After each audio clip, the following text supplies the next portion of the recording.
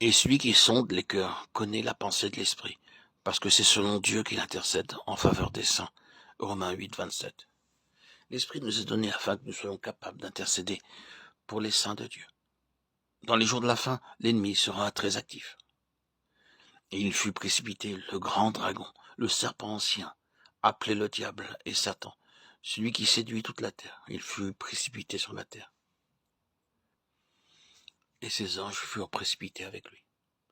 Et j'entendis dans le ciel une voix forte qui disait, maintenant le salut est arrivé, ainsi que la puissance, le règne de notre Dieu et l'autorité de son Christ, car il a été précipité l'accusateur de nos frères, celui qui les accusait devant notre Dieu jour et nuit. Ils l'ont vaincu à cause du sang de l'agneau et à cause de la parole de leur témoignage. Et ils n'ont pas aimé leur vie jusqu'à craindre la mort. C'est pourquoi réjouissez-vous, cieux, et vous qui habitez dans les cieux.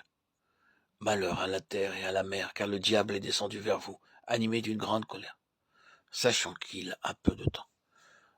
Quand le dragon vit qu'il avait été précipité sur la terre, il poursuivit la femme qui avait enfanté le fils.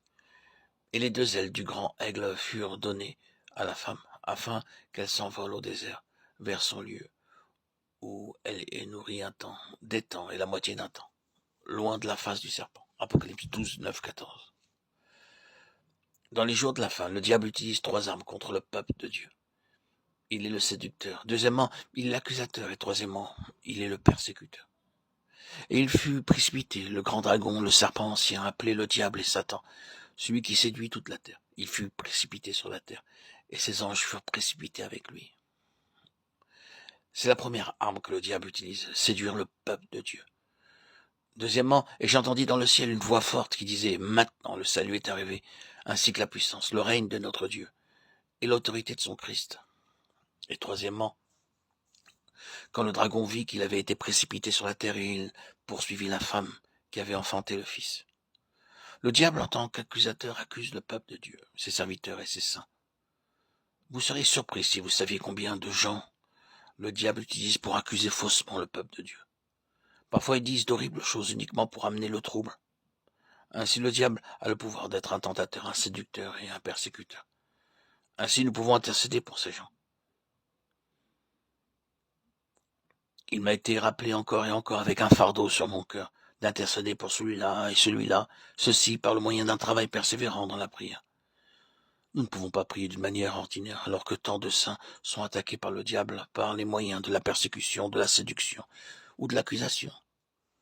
Ils peuvent être protégés uniquement par l'intercession. La parole de Dieu dit que c'est seulement par l'intercession que nous pouvons les secourir. Ésaïe 54, 17. Ne perdez pas votre temps à écrire des lettres pour vous défendre et ne perdez pas non plus votre sommeil. Prenez un bon repas et allez dormir. Mais intercédez pour eux.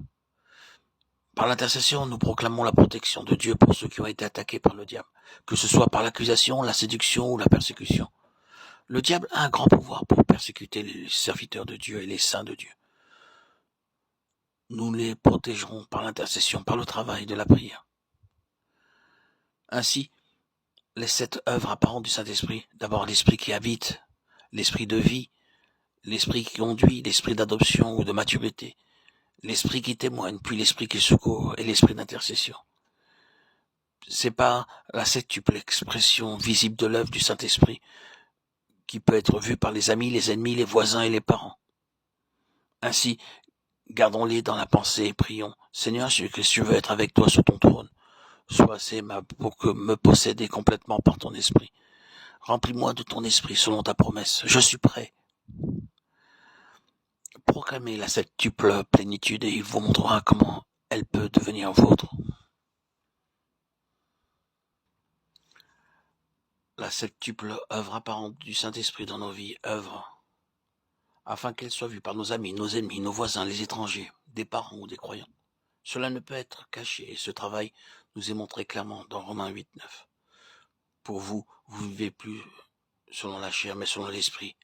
Si du moins l'Esprit de Dieu habite en vous, si quelqu'un n'a pas l'Esprit de Christ, il ne lui appartient pas.